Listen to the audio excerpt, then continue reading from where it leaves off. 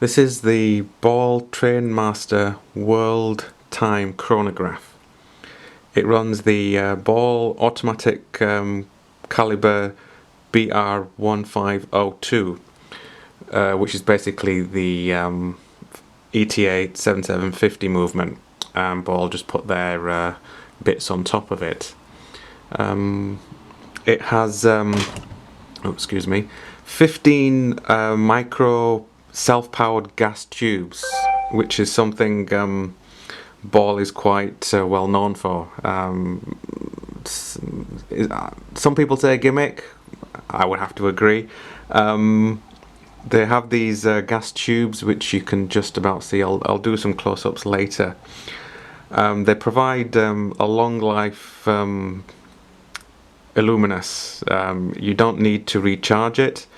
They're constantly on, and they're supposed to be 100 times brighter than normal luminous paint, and I have to say I'm not too sure about that. When I first got this watch, or a Ball watch, I actually sent it back because the luminous was just dreadful. I was expecting something a lot better and a lot brighter. A lot of the photographs that you see online for Ball watches, what they do is they take photographs using black light, which makes the gas tubes seem a lot brighter. I've had this on a bedside cabinet next to another one of my watches, and it must have been maybe 2-3 o'clock in the morning, and it wasn't any brighter than something which has normal lume. I guess the only benefit of this is that you don't have to charge it; it stays. It's supposed to have a life span of 25 years. After that, I assume you'll have to go back to Ball and have them replaced. So, yeah. It has inner bezel. You can just see there. That's a world timer. You've got 24 different cities all around the world. Again, I'll do a close-up a little bit later and show you how that works. The bezel rotates automatically with the time, so you just look straight at it and you can see what time it is in anywhere in the world. For example, now it's 10:30 here in England, so it says London 10:30. If you look here at Dubai, it says 2:30, and so on and so on.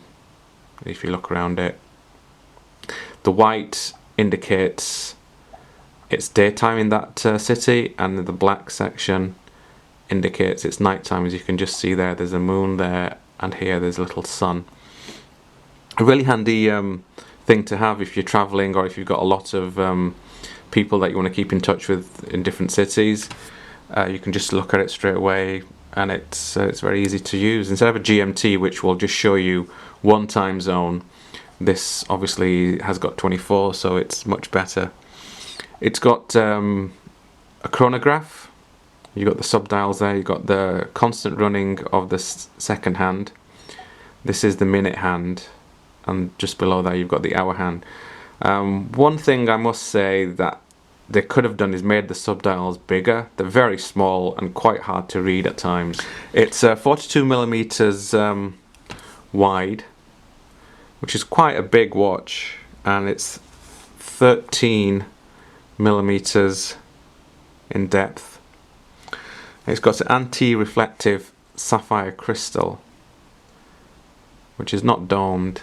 It's quite flat, but they've got this sort of domed bit here. There isn't a logo on the crown, which is quite unusual. And on the back, they've got a see-through back. Let's see if I can focus on it. There we go. And it's got the logo again, RR, which stands for railroad. Now the 775 movement is not really that pretty, so I don't really know why they've done that. It's not really something that you need to look at. But I guess it's better than having just nothing there at all. And it came on a 20. Actually, I believe it's a 23 millimeter lungs. I'll have to check on that. Oh, actually, no, it's a 21 millimeter lung. I've got the strap here. It originally came on this crocodile. Let's see if it focuses. Crocodile deployant strap, and you can just see there it says 21 millimeters. Again, very annoying. They do it deliberately, so you have to buy straps from them, and it's got the Ball RR logo on there. It's a nice strap, nice buckle. I've taken it off at the moment to put it on a different strap and buckle. I haven't even used it, as you can see. It's brand new. I've got other crocodile straps which are just as good, so I don't really see the point of using Ball's own. When I come to sell it, I can put this back onto it and it'll be a brand new strap. I think if I buy this from Ball, it would probably cost me over £100, so I think it's just as well worth keeping it in brand new condition. Same with the deployant buckle. I've put it on this carbon look strap with the deployant, so it's similar to the one that's on there, but it doesn't have the buttons. But other than that, it's the same. Okay, let's have a look a bit closer at the dial now. You can see it a lot clearer. So you can see all the world cities around. Now to set, you unscrew the crown. And the first one, that's just to wind it. And then if you pull it out again, one click, that will set the date. So you got Friday, Thursday, Wednesday, so on. And then if you do it the other way, you can set the date. If you pull it out again, there we go, that sets the time. Now you can see as the time is moving, the inner bezel is also going round. There you go, so 12 o'clock midday London, and 12 o'clock midday London. So if you want to know what time it is in Hong Kong, so you look straight away there, it's 8 o'clock. Sydney, 10 o'clock. And again, I was saying before, the white represents daytime and the black is nighttime. So it's a really handy thing to have if you're traveling a lot.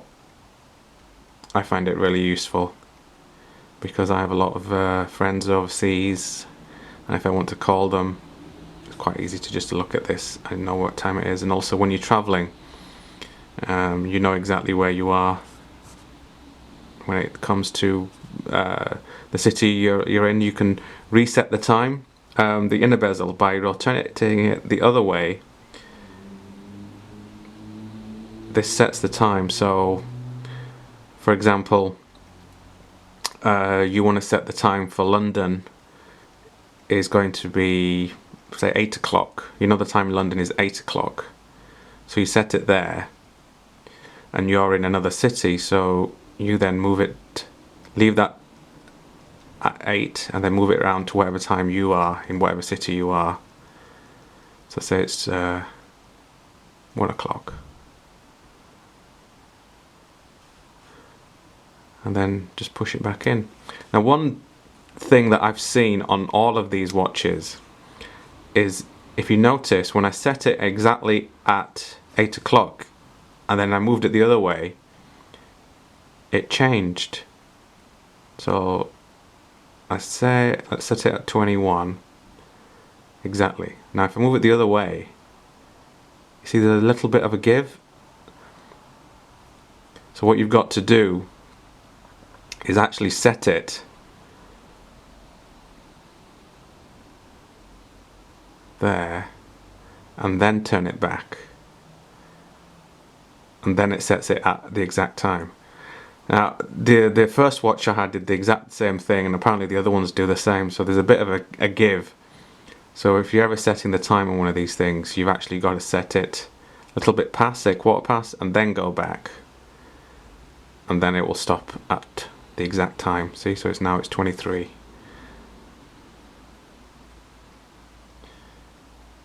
Okay, and then the other function, let's screw this back in.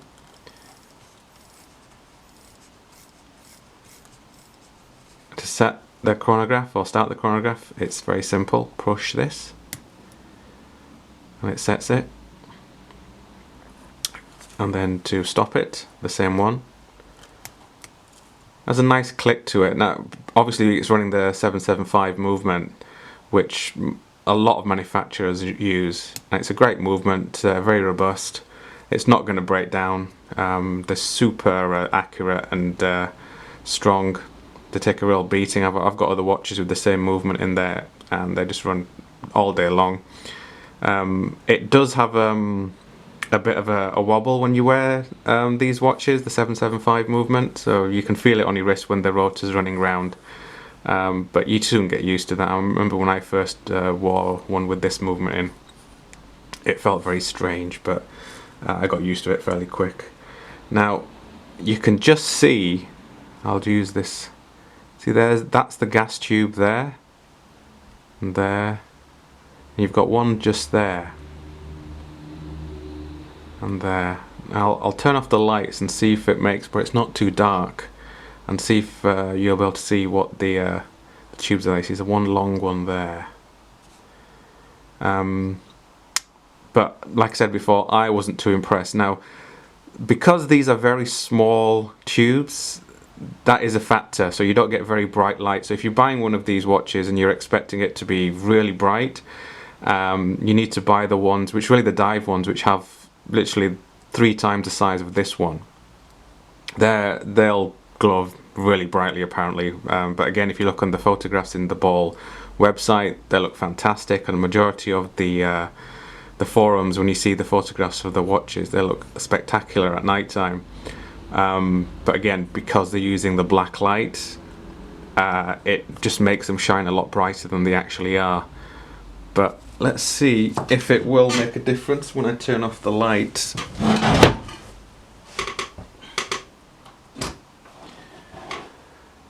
No, as you can see, it hasn't made much difference because it's still fairly light here. I'll try and do some shots of it at night time. Oops, I keep knocking the tripod. Okay, so it's later in the evening now, so I thought I'd try a loom shot, see what it looks like. It's fairly dark outside now. I'm comparing it next to a Hamilton, which runs the same 7750 movement. And they're about the same size, so let's see what they look like with the light off. There you go. Now, of course the Hamilton's been charged, so I would expect it to fade, but I mean, look at the ball. You can just about make it out, but the Hamilton hands, you can see very clearly. That'll fade throughout the night, and probably within about 3-4 hours it will fade down to what the ball is now. So these gas tubes, I'm not too sure. So thank you for watching, and if you like it, please subscribe and thumbs up. Thank you.